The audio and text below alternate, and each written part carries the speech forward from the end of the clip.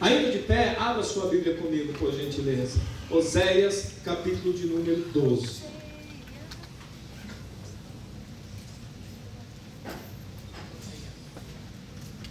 Oséias, capítulo de número 12, está entre os profetas menores. Oh, estás aqui, Jesus. Aleluia, Jesus.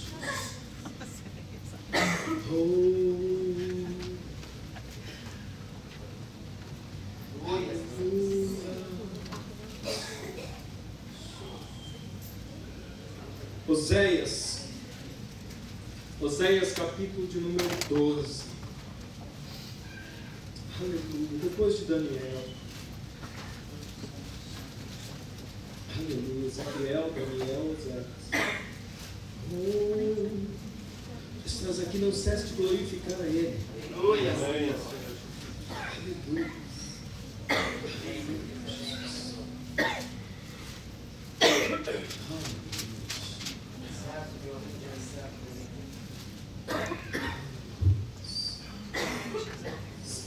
Você encontrou, amém? Amém. Capítulo 12 de Oséias diz assim: Efraim apacenta o vento e persegue o vento leste todo dia. Multiplica mentiras e destruição. Faz aliança com a Síria e o azeite se leva ao Egito. O Senhor também com Judá tem contenda e castigará Jacó segundo o seu proceder, segundo as suas obras o recompensará. No ventre pegou do calcanhar do seu irmão, no vigor da sua idade lutou com Deus. Lutou com o anjo e prevaleceu. Chorou e lhe pediu mercê. Em Betel achou a Deus. E ali falou Deus conosco. O Senhor, o Deus dos exércitos, o Senhor é o seu nome. Converte-te a Deus, guarda o amor e o juízo, e no teu Deus espera sempre. Efraim, mercador, tem nas suas balanças, tem nas mãos balança enganosa, e ama a opressão. Mas diz: contudo, me tenho enriquecido, adquirido grandes bens. Em todos esses meus esforços, não acharão em mim iniquidade alguma, nada que seja pecado. Mas eu sou o Senhor teu Deus, desde a terra do Egito. Eu ainda te farei habitar em tendas, como nos dias da festa.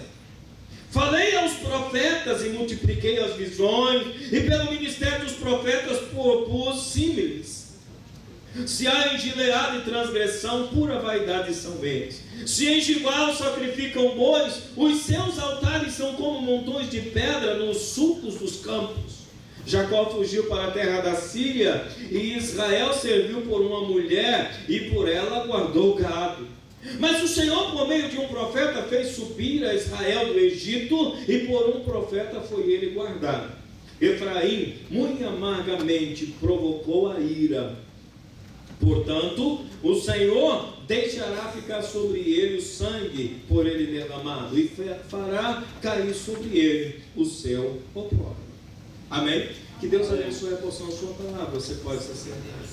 Pai Santo, esta é a tua palavra. Eu quero te pedir, meu Deus, que o Senhor venha nos dar a revelação da profundidade que o Senhor deseja falar com a tua igreja. Eu entendo, Espírito de Deus, que cada um veio nesse lugar, nesta manhã, para ouvir, não a voz de um homem, mas para ouvir a voz do teu Espírito. Portanto, meu Deus, eu saio de cena e peço que o teu Espírito tome a minha mente, a minha alma, o meu espírito, tome o meu corpo e usa-me nesta manhã para falar à tua igreja. Que eu seja, Senhor, neste altar, o mensageiro do Senhor em favor do teu povo, em nome de Jesus. Amém. Aleluia. Eu estava orando a Deus. E eu estava pedindo uma palavra ao Senhor. O que dizer à tua noiva, Senhor? Porque quando nós nos colocamos como sacerdotes, nós nos tornamos mensageiros de Deus para a noiva. E a cada reunião que nós viemos aqui, como essa, nesse domingo de manhã, nós nos apresentamos a Ele como uma noiva, que precisa de um direcionamento. Uma noiva que está aguardando a chegada do noivo. Uma noiva que tem uma núpcia, né? Uma festa nupcial aguardando ela. Então essa noiva precisa de direção até que o noivo venha. E era assim que eu estava orando a Deus ontem, pedindo uma palavra do Senhor para transmitir a você. E eu estava orando dizendo: Senhor, é a tua noiva que espera por ti. É a noiva que está aguardando. E muitas vezes parece que o noivo está demorando, não é assim? E às vezes a noiva, ela se precipita em algumas ações. E ela não espera no Senhor. Como diz a palavra, você tem que esperar no Senhor. Você precisa esperar sempre no Senhor. E Deus me deu essa palavra. E eu comecei a entender o que Deus estava dizendo a você, noivo. Eu comecei a compreender o que Deus queria que eu te dissesse nessa manhã. Eu comecei a ter a revelação desse texto. O Espírito de Deus começou a ministrar sobre a minha vida, a respeito de você, noiva, que está esperando, a respeito de você que está aguardando o noivo. E Deus me deu uma palavra específica nesta manhã, a respeito de Efraim. A Bíblia diz aqui, amado, começa dizendo que Efraim, como noiva, se perdeu no contexto. Que Efraim, como noiva, a sua ansiedade falou mais alto do que a sua esperança. E é um problema muito sério, igreja, quando a tua ansiedade fala mais alto que a tua esperança. Porque a ansiedade, ela te catapulta, ela te precipita a tomar decisões, quando a esperança, como o próprio nome já diz, para você aguardar o direcionamento. A ansiedade me faz agir sem direcionamento, mas a esperança me faz aguardar a direção do Senhor. Então na igreja, em alguns aspectos, assim como Efraim, tem andado ansiosa por acontecer, ansiosa por ver. E se existe uma coisa terrível na vida da igreja, é esperar. E se existe uma coisa horrível para nós, igreja, é muito ruim esperar, saber que Deus disse, saber que Ele não falha e não vai acontecer nada. Meu Deus, como é difícil, eu estou falando de mim mesmo. Meu Deus, como é difícil ter esperança.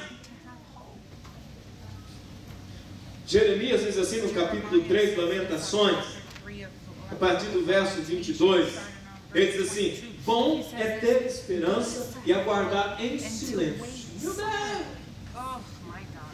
o livramento do Senhor. Esse aguardar em silêncio é um desafio brutal, descomunal para a nossa vida. Porque nós, amado, temos em muitos casos ansiedade. E você vai encontrar a palavra de Deus convidando você para lançar toda a tua ansiedade no Senhor. A tua ansiedade atrapalha demais. A tua ansiedade não te ajuda. A tua ansiedade, amado, rouba a esperança. Se a esperança for embora, você corre o risco de se tornar cético. Você corre o risco de se tornar incrédulo. Parar de crer. Se a esperança sair de você, querido, você se torna lógico. Você se torna uma pessoa lógica, que age pela lógica. Então você começa a fazer matemática. Você começa a fazer conta. 2 mais 2 são 4. Se eu conseguir mais 2 são 6. Mas a matemática de Deus, ela é completamente reversa. E a matemática de Deus, ela é surpreendente. Tira de quem tem pouco para dar a quem tem mais. Olha que contradição. Não é tirar quem tem mais para dar a quem tem pouco. Não, tira de quem tem pouco e dá a quem tem mais. Se for fiel, é lógico, né? 1 mais 1 para Deus é 1. No reino tem que perder para ganhar. E aquilo que você chama de perda, o reino chama de investimento. Mas isso trabalha contra a nossa ansiedade. Porque nós achamos que nós estamos perdendo tempo. E na verdade você está investindo tempo para ganhar tempo. Você acha muitas vezes que Deus não está falando. E Deus está falando e você não está percebendo. O salmista Davi diz assim: eu fiz calar a minha alma, só então eu ouvi Deus. Não é que Deus não está falando, é que a tua alma está falando mais alto. A tua alma está gritando mais aí dentro. Não é diferente com Efraim. Efraim, querido, na sua ansiedade, começou a tomar decisões. E de repente a primeira coisa que sucede a Efraim é que Efraim começa a pastorear um rebanho invisível. Efraim começa a ilusionar. E de repente começa a perseguir o vento. Algo que ele não pode possuir. Não se pode possuir o vento. Não se pode, querido, armazenar vento. Agora tem alguém que pensa fora.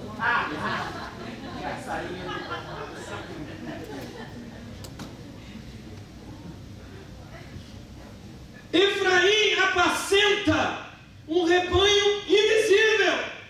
Algo ilusório. Algo que ele criou na mente dele. E quem provocou isso? A ansiedade de Efraim. Eu estou falando para você, ô noivo, que eu não sei o que você tem projetado na sua vida. Mas quando você perde a esperança e você tenta assumir o controle, você tem uma falsa impressão de que você está no controle. Mas é tudo mentira. Você nunca assumiu o controle de nada nem assumiu. Você no máximo um dia será um canal pelo qual o poder de Deus fluirá. E a Bíblia diz: não pense, ó homem, que você é alguma coisa. Efraim, amado, começa a ilusoriamente desenvolver um ministério.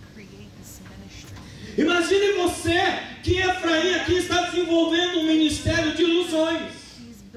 Igreja, acorda para esses dias, porque é possível que alguém desenvolva um ministério de ilusão. Deus ama Efraim e está chamando-o de volta. Deus ama Efraim e está dizendo: Efraim, escuta-me. Enquanto ainda dá tempo. Efraim, amado, agora cria para si um ministério ilusório e com a aparência de que está apacentando alguma coisa, mas está apacentando se não vento. Persegue alguma coisa que ele acha que é de Deus, mas também é vento. E porque essa ilusão se estabelece, então ele tenta sustentar tudo isso com mentira. Está entendendo o que eu estou dizendo, amém? Isso é muito triste. Isso é muito sério. Quando você, amado, tem uma vida cristã de ilusão. Tem algumas pessoas, amados, que têm uma vida cristã ilusória, tem uma vida cristã, amado, de mentirinha, tem uma vida cristã de aparência. Eu já disse isso aqui, mas eu ouvi uma frase do Francis Chan, e ele diz assim, que tem gente que vive uma vida de tanta aparência, como se fosse santo, como se fosse crente, que no dia que ele morrer, você não entende, será que é para que no dia que ele morrer, as pessoas que estejam em volta do caixão dele digam, uau, que pessoa boa, foi para o céu, e só ele saiba que não, ele não vai para o céu. Ele diz, que vantagem tem essa de viver uma vida como se fosse para o céu, sabendo que não vai? Que vantagem é essa de desenvolver uma ilusão de uma vida com Deus, quando você pode ter de fato uma vida com Deus? Não desenvolva, querido, um ministério ilusório na sua vida. E quando eu falo de ministério, eu não estou falando de posição, eu não estou falando de ser pastor, ou ser presbítero, ou ser bispo, ou apóstolo. Não é disso que eu estou falando. Eu estou falando do trabalho que Deus confiou na sua mão. Você está engajado no corpo de Cristo verdadeiramente. Que o que você faça, que seja grande ou que seja pequeno, faça a diferença no reino. Não se serve, querido, de uma ilusão, de uma fantasia. Deus diz que Efraim está cercado de uma ilusão, de uma fantasia. E para manter essa aparência de ministério, ele então começa a levantar mentiras. E as suas mentiras, diz o Senhor, vai trazer destruição. Efraim, amado, começa a criar o seu fim. Olha que coisa horrível, uma pessoa que começa a criar o seu próprio fim. Mas não para por aí. Efraim tem uma insensatez. Efraim tem uma loucura. Efraim, ele começa uma coisa muito horrível. Ele começa a flertar, ele começa a cortejar dois poderes. Efraim está dividido em agradar gregos e troianos. Efraim está dividido, ele quer agradar, ele quer ter uma aliança com Deus, mas não quer perder o mundo. Ele quer desfrutar do mundo espiritual, mas também quer desfrutar do mundo material.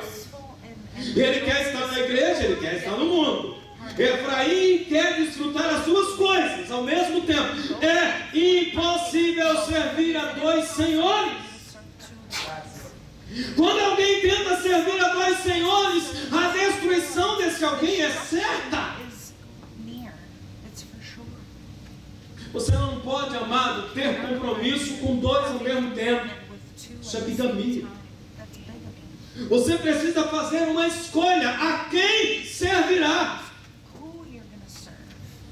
Quando Josué chama Israel no capítulo 24 de Josué, ele diz assim, olha, eu não sei vocês, não sei se lhe parece bem quanto a vocês, mas eu e a minha casa serviremos ao Senhor. Eu fiz uma escolha. Então eu como igreja, você como igreja precisa fazer uma escolha. Você não pode ser dividido. Você não pode estar dividido, mesmo porque a Bíblia diz, amado, Jesus fala que o morno é vômito. Seja quente ou seja frio, porque o morno eu vou vomitar no meio. Efraim está cortejando a Síria e o Egito. Efraim está fazendo aliança com a Síria. Efraim está vendendo azeite para o Egito. Presta atenção que isso é muito sério. Tudo começa criando ou manipulando o ministério. Ele manipula o ministério e ele começa a criar um algo ilusório, apacentando o vento, perseguindo o vento, sustentando com mentira. Aí de repente agora ele faz uma aliança com a Síria e começa a vender a unção para o Egito.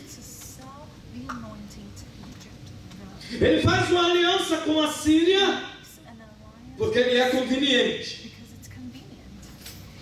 Se você ler o texto, você vai encontrar o porquê Deus está dizendo isso.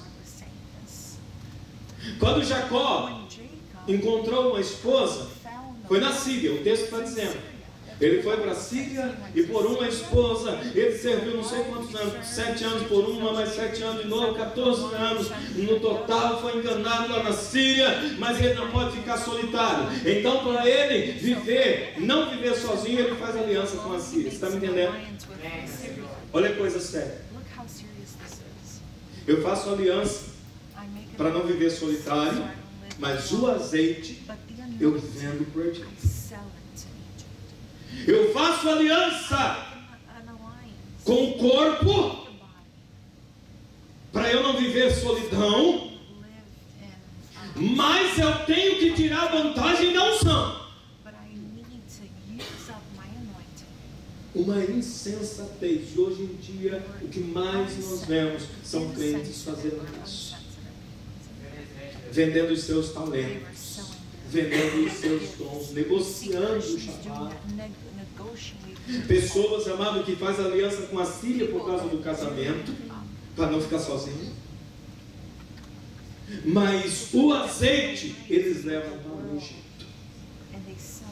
Hoje em dia, amado, é comum você ver as pessoas trazendo o mundanismo para os seus ministérios. E a Bíblia diz, amado, que essa aliança com a Síria ao mesmo tempo, ela se torna muito perigosa ao mesmo tempo com o Egito. Porque, amado, potencialmente são duas nações inimigas. Então não tem como você ficar entre o inimigo. Não tem como você prevalecer entre inimigos. A Síria era inimiga do Egito, o Egito era inimigo da Síria, e no meio estava Efraim, flertando com os dois e enganando os dois. Na hora que um descobrisse, era o teu filho. As pessoas muitas vezes elas estão vivendo, amado, flertando com a Síria e com o Egito. Elas fazem aliança com a Síria para elas não ficarem sozinhas, porque elas encontraram uma casa, uma família. Mas elas não tiraram o Egito do coração. Elas continuam flertando com o Egito. A Bíblia diz, amado, do Egito como sendo o mundo. O lugar onde você foi arrancado, o lugar onde você saiu. Amado, o mundo não tem nada para te oferecer, ainda que pareça que tem. É ilusório, amado, você pegar o teu ministério e começar a comercializá-lo no Egito para receber reconhecimento ou para faturar com ele.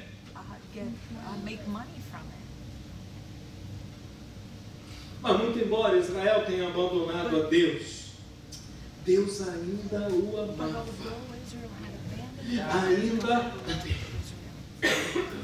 Ainda dá tempo, queridos, de nós corrigirmos a nota. E eu estou dizendo individualmente para cada um de nós que estamos aqui, pois nessa manhã eu quero dizer o que o rei está dizendo para a noiva.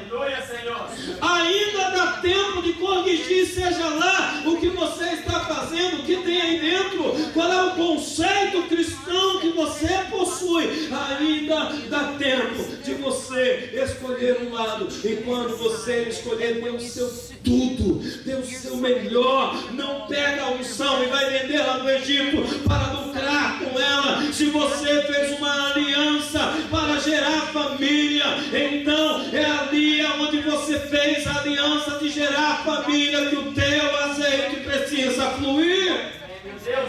Você tem, amado, que dar o seu melhor. Há muitas pessoas sentadas no banco, cheias de dons, cheios de talentos, e eu não sei para que elas estão guardando isso, porque elas ainda não entenderam o chamado, porque elas ainda não entenderam a visão de Deus, que Deus os tirou do Egito, que Deus os tirou da Síria para gerar uma nova nação chamada Israel.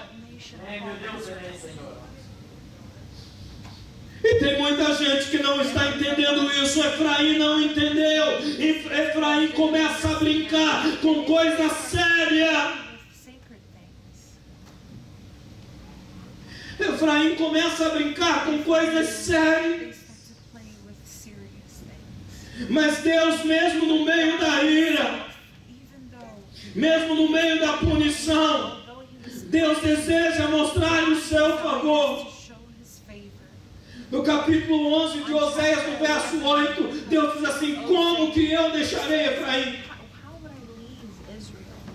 Como que eu entregaria a ele? Como que eu o abandonaria? Se eu o amo.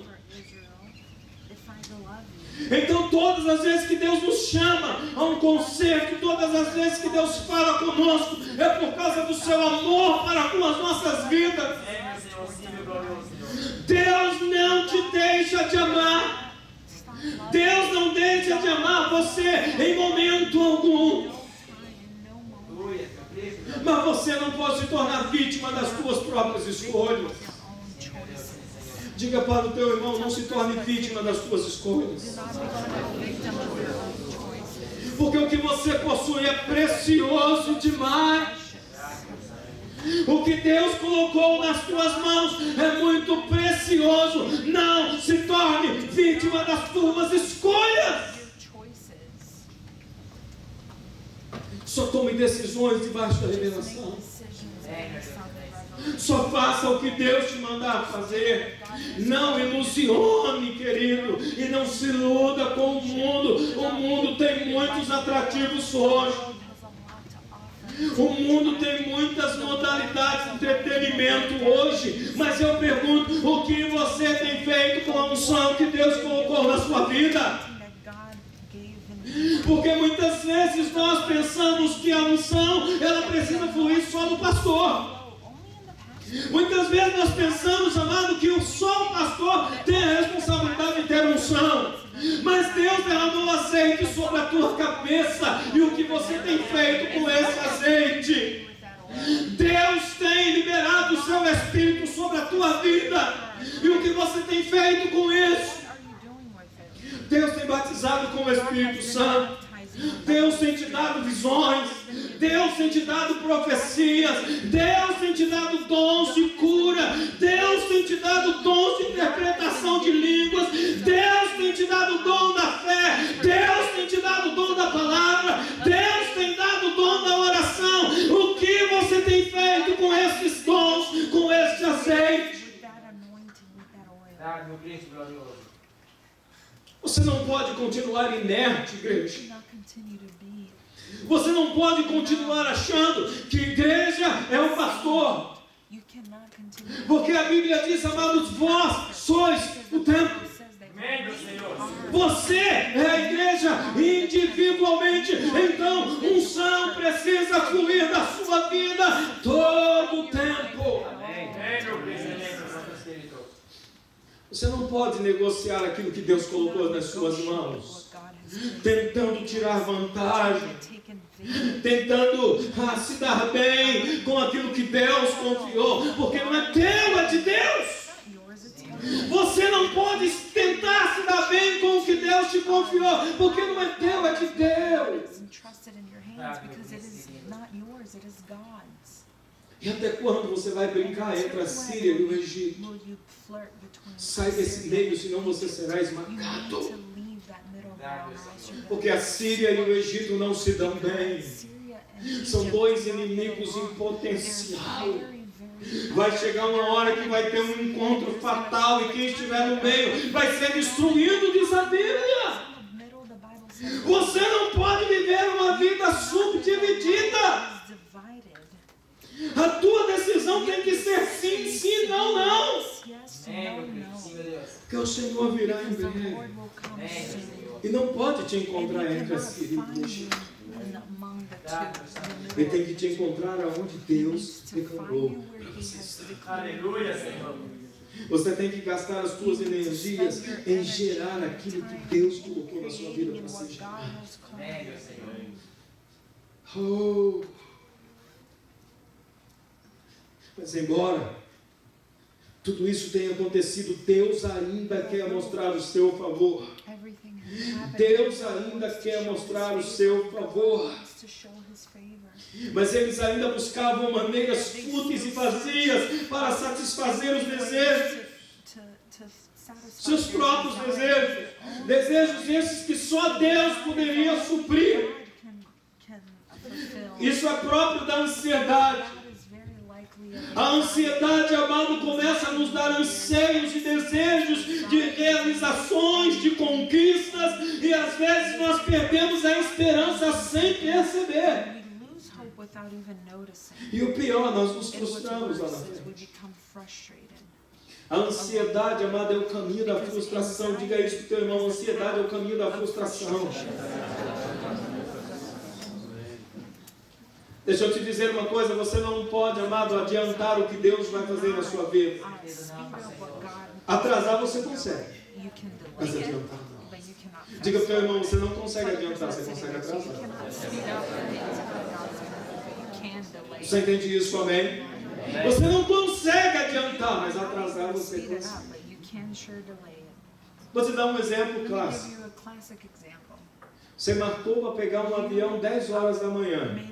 Aí você resolveu que você quer chegar mais cedo. Aí você vai para o aeroporto 8 horas e assim, ó, me marca aí e faz esse avião subir. Você consegue fazer ele subir? Não. Mas chega 10h30 para ver o que aconteceu. O avião não esperou por você. Então você não consegue adiantar, mas atrasar você consegue. A tua ansiedade trabalha contra a esperança, Efraim. E o Senhor está dizendo que Ele te fez habitar em família e te deu unção. Então você precisa ter responsabilidade com a família que Deus te introduziu e com a unção que Deus te deu. Amém. Tem pessoas, amados, que eles abandonam a igreja como se não tivessem passado. Tem pessoas, amados, que eles passam pelo meio da igreja como se eles nunca tivessem tido um laço afetivo.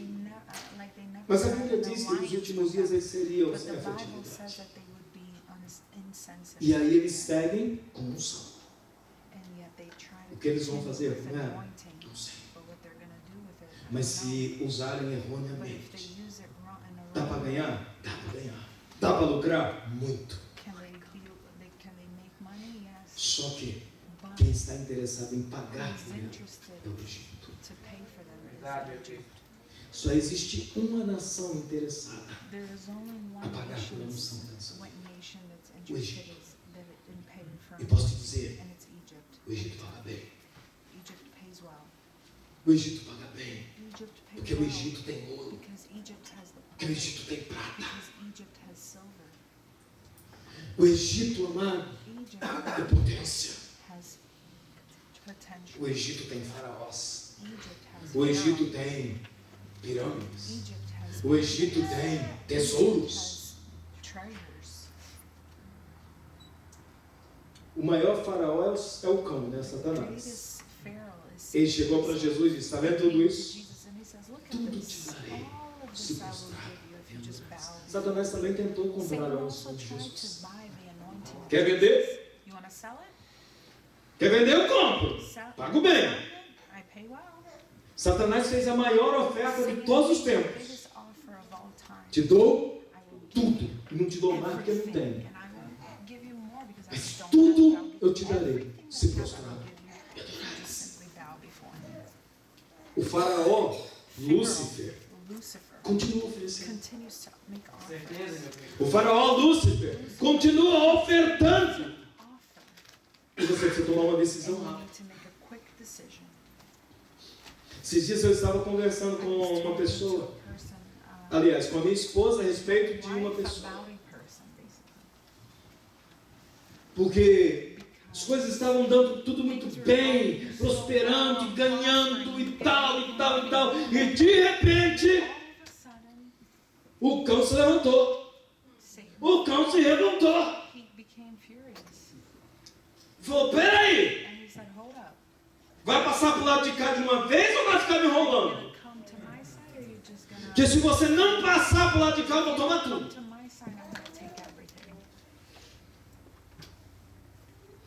Está entendendo, amém? Amém. Estou falando por símiles, como diz a palavra de Deus. Os profetas falam por símiles, está aqui. Que é figura, para você entender. Amém? Parábolas para você entender. E aí eu estava conversando com a minha esposa. E eu disse, está vendo como é que as coisas acontecem? O cão vai dando e vai atraindo, vai dando e vai atraindo, vai dando e vai atraindo. Quando ele vê que você está bem confortável, ele pergunta, e aí? Qual é a sua decisão? Vem ou não vem? Porque você está enrolando demais. Então você tem que decidir.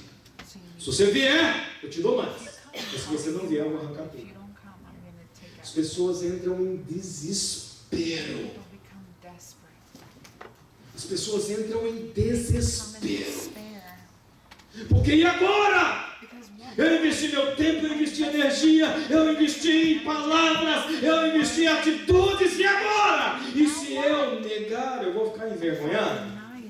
Se eu continuar também, por outro lado, vou me envergonhar, porque perco a família construída assim. E agora? Chega um passo. E Deus diz, você não pode flertar entre a Síria e o Egito. O que você está fazendo é perigoso demais. Vai chegar uma hora que a fatura vai chegar, e um dos dois vai requerer que você escolha um lado. Porque é impossível servir a dois senhores. Mas eles continuavam querendo satisfazer o desejo do seu coração.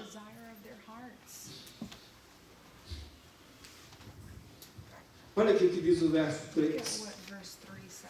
No ventre pegou do calcanhar do seu irmão. No vigor da sua idade lutou com Deus. Eu quero abrir um parênteses aqui para você entender o que é isso. Jacó receberá, diz assim o verso 2, segundo o seu proceder e segundo as obras, segundo as suas obras, o recompensará. Presta atenção nisso aqui. Não pense em você que a fatura não chega, porque ela chega. Um dia, o cobrador bate a porta.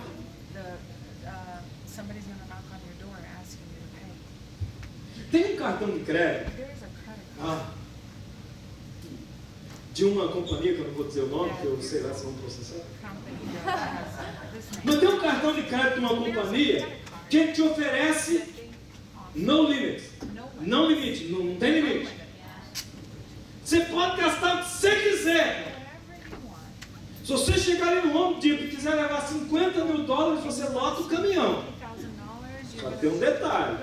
Daqui 30 dias, 50 tem que estar batendo quente, senão você vai para a cadeia. Te dá o crédito. Gasta com o que você quiser, do jeito que você quiser. Você está entendendo o que eu estou dizendo, amém? Um dia a fatura chega. Um dia a fatura chega. Todo mundo curioso, né? O American Express. Todo mundo querendo sem limite, né? Você presta atenção que a fatura chega, tá? A Bíblia diz, amado, que a fatura de Jacó vai chegar. E ele vai receber. No ventre, quando ele pegou o calcanhar do seu irmão, sabe o que ele ganhou? Ele ganhou um nome de enganador. Deus está falando de duas fases da vida de Jacó, que serve para você, Efraim, filho de Jacó. Deus está falando de duas fases da vida de Jacó. Uma fase da meninice e uma fase adulta. Na sua meninice, ele ganha o nome de enganador, porque ele tenta suplantar, nasceu grudado no calcanhar do irmão. Na fase adulta, e diz a Bíblia aqui, no vigor da sua idade, lutou com Deus. Teve entendimento que aquela história precisava ser revertida. E diz a palavra de Deus, ele lutou com um anjo e prevaleceu. Esse texto é muito rico para você, igreja. Você pode continuar com a meninice de suplantar, de tomar, de fazer a força a coisa acontecer. Vai chegar um dia do vigor da sua idade, da sua maturidade, que você vai precisar lutar com Deus e prevalecer. E o texto aqui no verso 4 diz: lutou, prevaleceu, chorou, pediu misericórdia e encontrou a Deus. Amém. Eu quero que você guarde isso. Porque no nome de Jesus você não vai se perder no caminho. Amém. Mas se acontecer de você na sua meninice pegar o calcanhar de alguém para se dar bem, está nascendo, está crescendo, vou junto.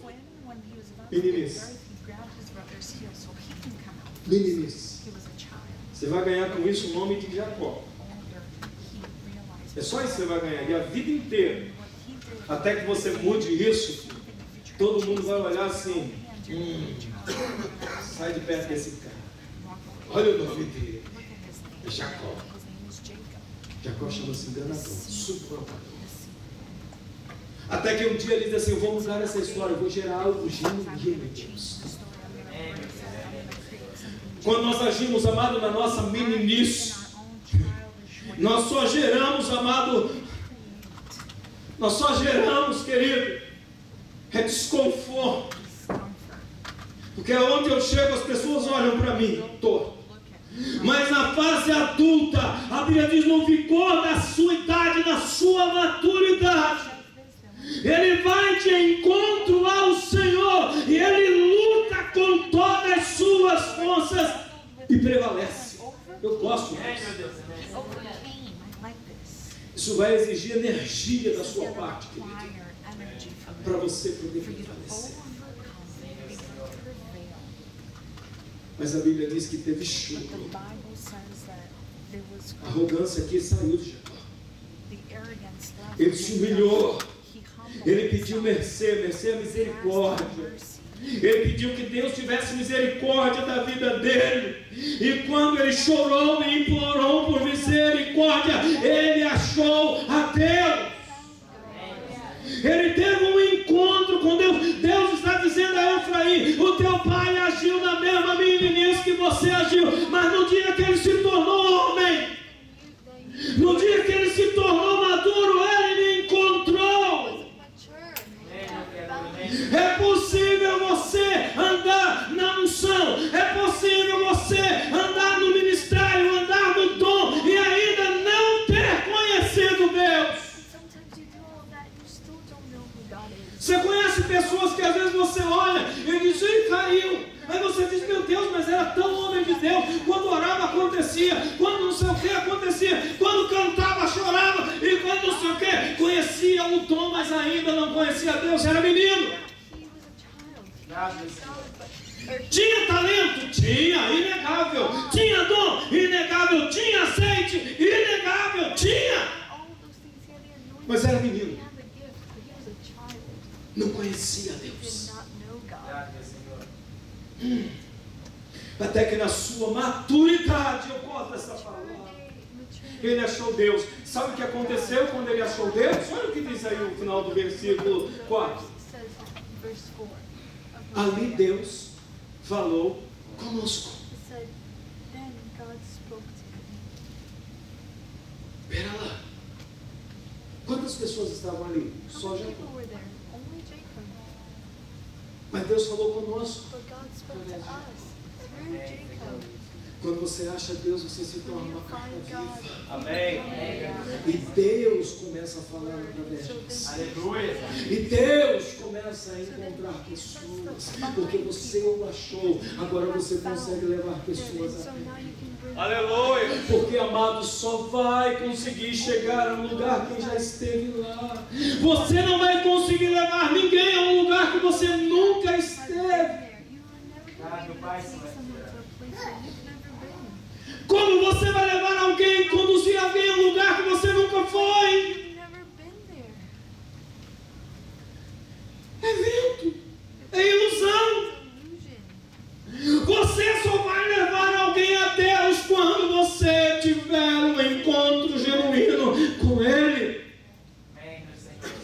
Enquanto isso, querido, vai ficar batendo cabeça, tentando fazer, mirabulando. E olha, o Egito vai pagar bem, você vai se dar bem. Oh! Desconverte-te a teu Deus, guarda o amor, guarda o juízo, e no teu Deus espera sempre. Guarda o amor, guarda o juízo, guarda a esperança. Diga comigo, guarda o amor. Tem pessoas que não fazem mais por amor. Tem pessoas que não fazem mais por amor. Guarda o amor. Se você faz por amor, todos os teus interesses ficam em segundo plano. Quando você faz por torpe ganância, você se torna um mercador.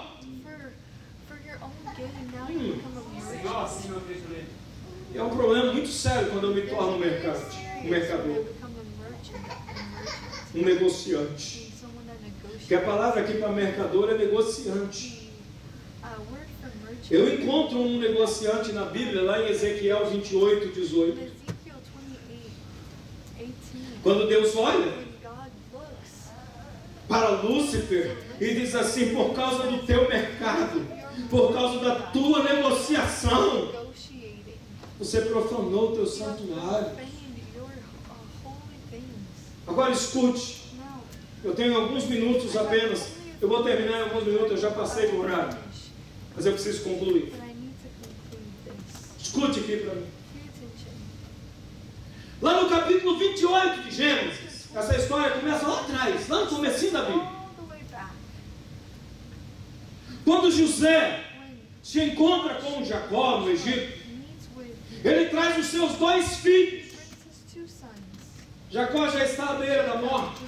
Ele traz os seus 2 filhos. Quem se lembra quem eram os filhos de José? Manassés e Efraim.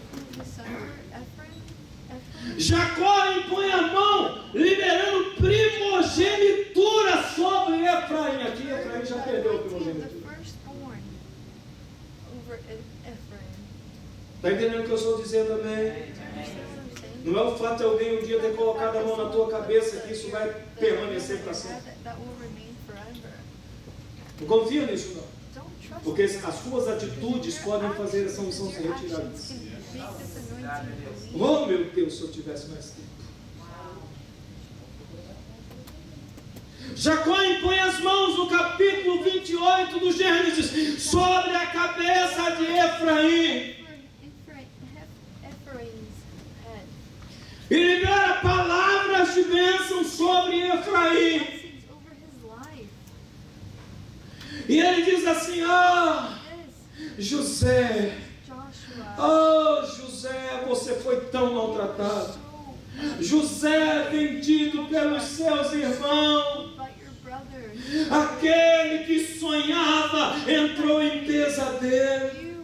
Mas Deus lhe deu 2 ramos chamados Manassés e Efraim. O Senhor edificará sua casa nessa rama. Ai,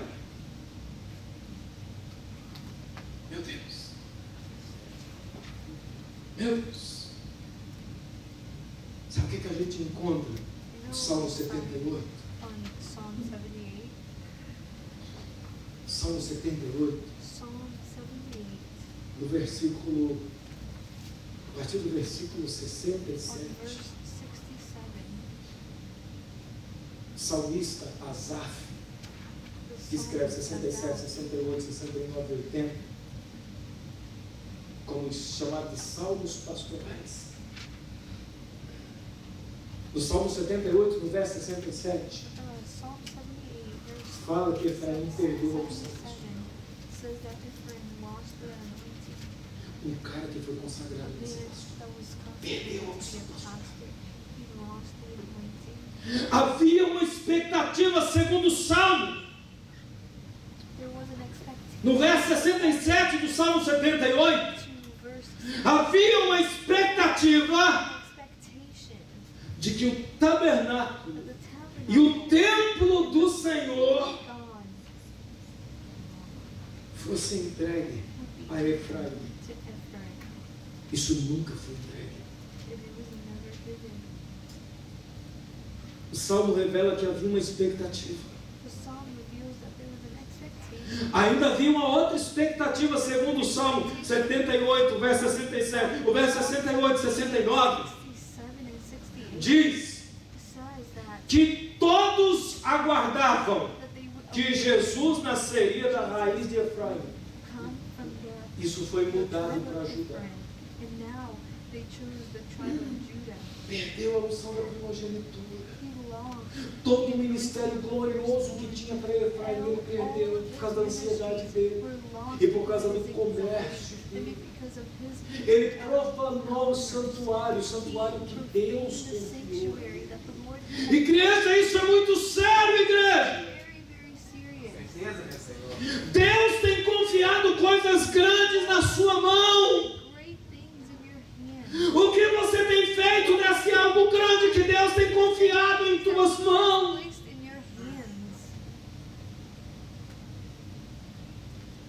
Talvez você nunca nem ouviu isso que eu estou dizendo para você. Mas havia uma expectativa em toda Israel, por causa da bênção de Jacó sobre Efraim, e porque o coitado do José sofreu tanto, porque ele foi maltratado. Então todos apostavam que da raiz de José iria nascer o Messias.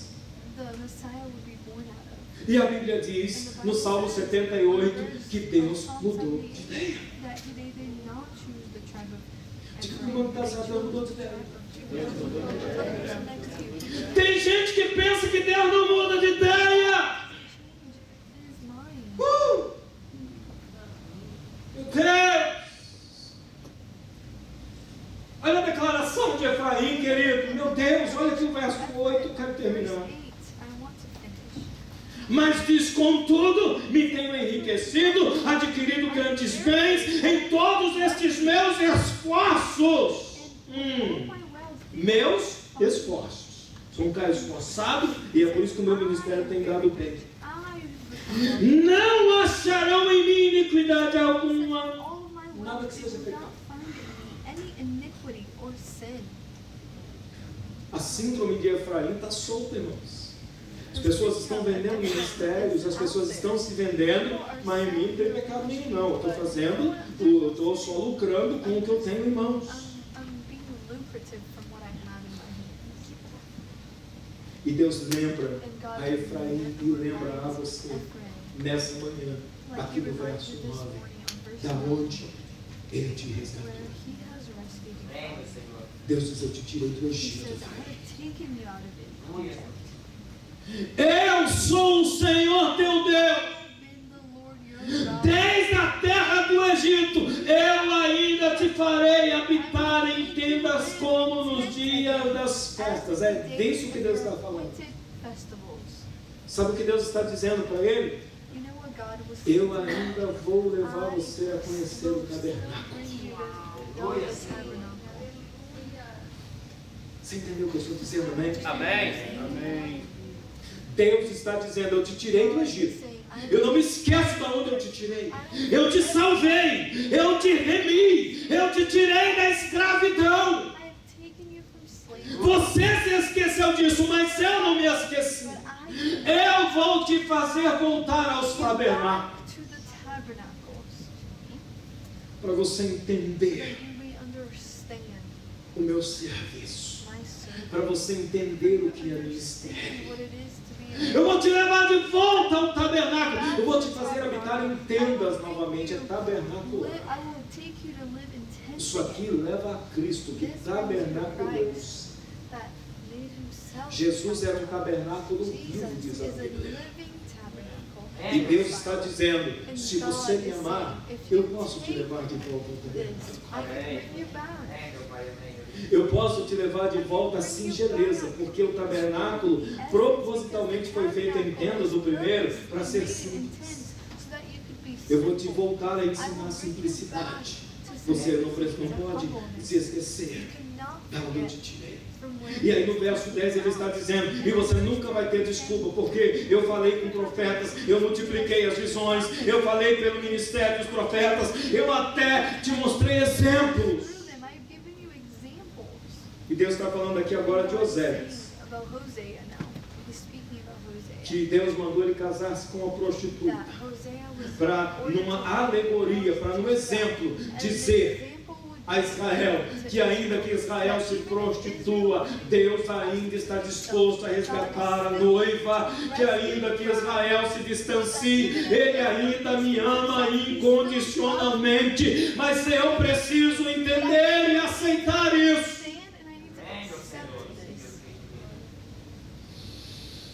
Oh, Deus não se calou. Não, Deus não se calou. Eu vou encerrar por causa do nosso tempo, porque a visão é longa, a revelação também. Eu quero que você entenda e peça o Espírito de Deus. Espírito de Deus, nosso tempo é limitado demais, querido, mas eu peço que o Espírito de Deus te ensine ao teu Espírito.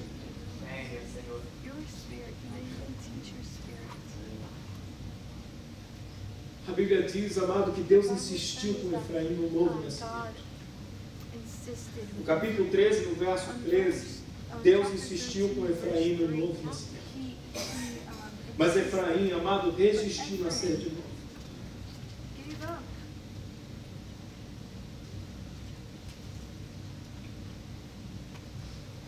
O verso 13 do capítulo 13 assim: dores de parturiantes lhe virão, ele é filho insensato, porque é tempo de nascer e não sai a luz ao abrir-se o ventre. Deus está chamando a um novo nascimento, mas a sua insensatez não permite ele nascer de novo.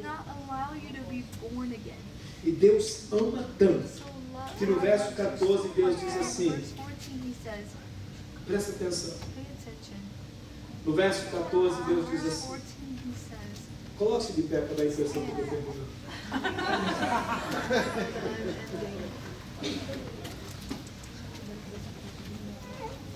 No verso 14 ele diz assim: você se fez um aborto, cara.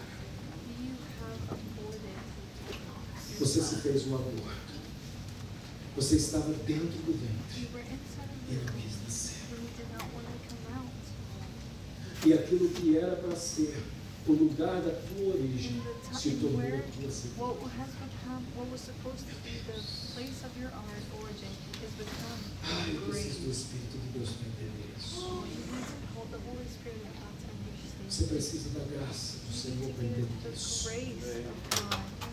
O lugar onde era para ser o ventre, que ia te mostrar, foi o lugar que se tornou a tua sepultura.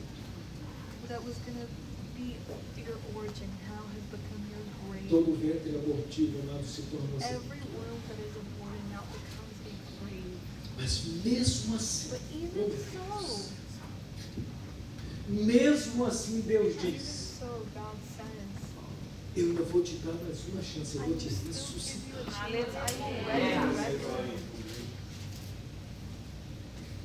Eu vou te dar mais uma chance, eu vou te ressuscitar. Diga a pessoa que está do seu lado: Deus vai te dar mais uma chance. Ele vai te ressuscitar. Eu não sei se você entrou morto, espiritualmente falando, ministerialmente falando. Talvez o ventre que você tanto viu, você não aproveitou quando a madre se abriu, você se tornou morto e morreu. Talvez eu esteja falando para pessoas espiritualmente que estejam quase morrendo. Aproveita e nasce. Mas contudo, se você não nascer, Ele te ressuscita. Porque Deus não se frustra dos seus filhos. Você entende isso? Amém? Eu gostaria de orar com você agora. Mas eu gostaria de uma oração sincera para você. Eu gostaria que você orasse sinceramente ao Senhor agora e dissesse: Deus, arranca toda a minha ansiedade, Deus põe em mim a tua esperança. Amém. Deus não me faz agir com insensatez. Deus, em algum momento, eu comercializei a unção.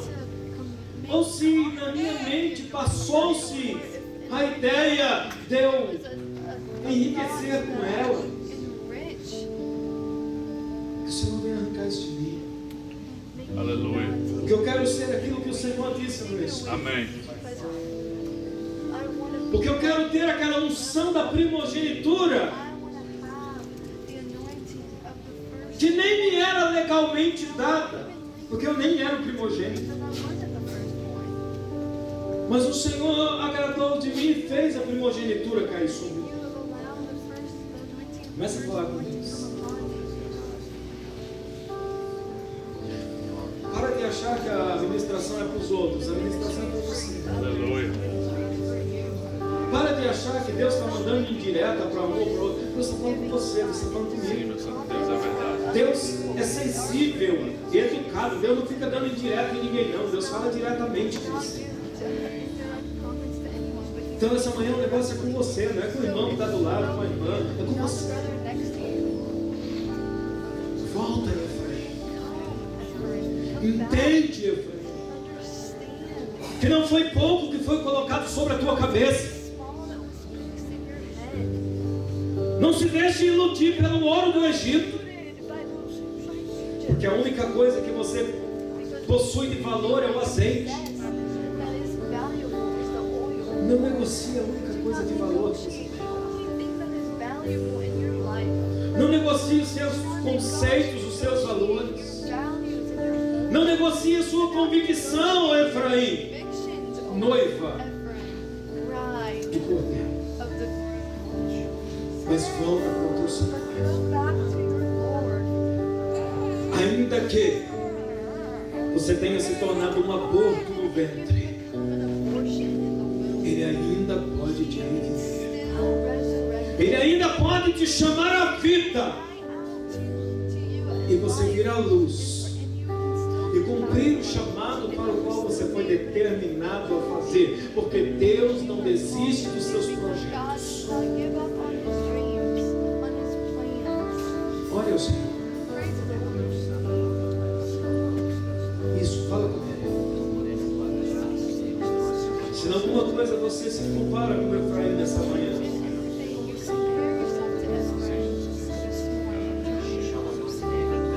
se em alguma coisa você se identifica com o Efraim nessa manhã,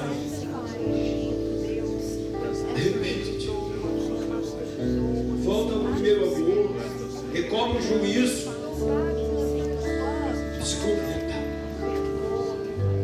Pai, eu oro, Senhor, nessa manhã, para que o Teu Espírito